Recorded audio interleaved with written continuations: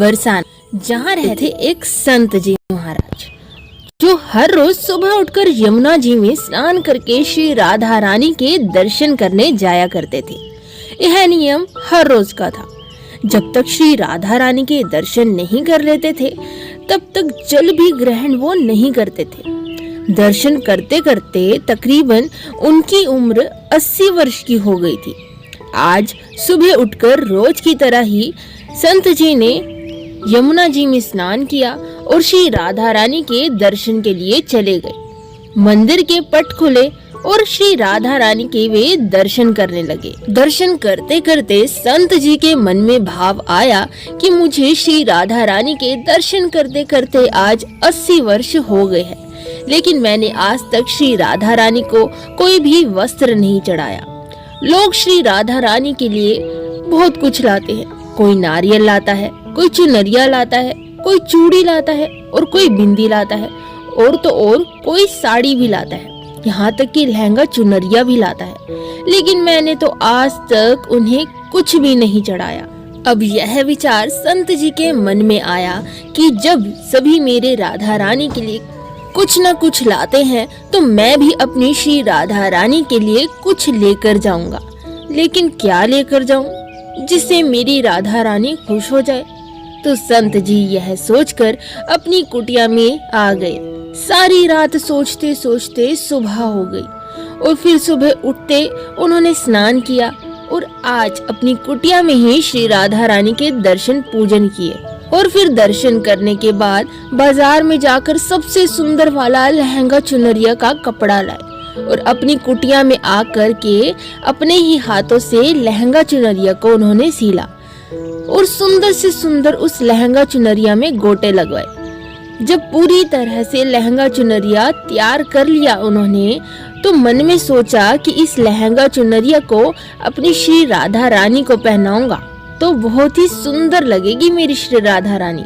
जब बाबा मंदिर की ओर जा रहे थे तो वहाँ एक लड़की खड़ी थी। उस छोटी सी नन्ही बालिका ने कहा कि बाबा मुझे भी दिखाओ ना, आपने लहंगा चुनरिया कैसी बनाई है। लहंगा चुनरिया को देखकर वो लड़की बोली, अरे बाबा, राधा रानी के पास तो बहुत सारी पोशाक है, तो ये मुझे दे दो ना।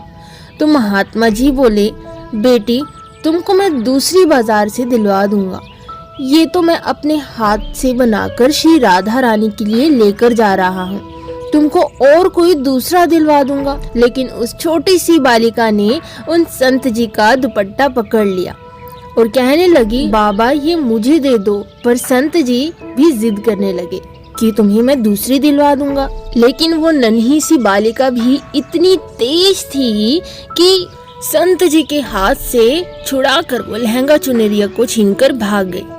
अब तो बाबा को बहुत ही दुख लगा कि मैंने आज तक श्री राधा रानी को कुछ नहीं चढ़ाया, लेकिन जब लेकर आया तो वो लाली लेकर इसे भाग गई। मेरा तो जीवन ही खराब है, अब मैं क्या करूँगा? यह सोचकर संत जी मंदिर की सीढ़ियों में बैठकर रोने लगे। इतने में कुछ संत वहाँ आए और उन्होंने पूछा, क्या बात है बाबा, आप रो क्यों रहे हैं? तो बाबा ने उन संतों को पूरी बात बताई। संतों ने बाबा को समझाया और कहा कि आप दुखी मत हो, कल दूसरी लहंगा चुनरिया बनाकर श्री राधा रानी को पहना देना। चलो राधा रानी के दर्शन कर लेते हैं। इस प्रकार संतों ने बाबा को समझाया और राधा रानी के दर्शन को चल दिए। संत जी का रोना तो बंद हुआ, लेकिन मन खराब था क्योंकि कामना पूरी नहीं हुई। तो अनमने मन से राधा रानी का दर्शन करने संत जा रहे थे और मन में यही सोच रहे थे कि मुझे लगता है कि किशोरी जी की इच्छा नहीं थी, शायद श्री राधा रानी मेरे हाथों से बनी पोशाक पहनना ही नहीं चाहती थी। ऐसा सोचकर बड़े दुखी होकर वे जा रहे थे।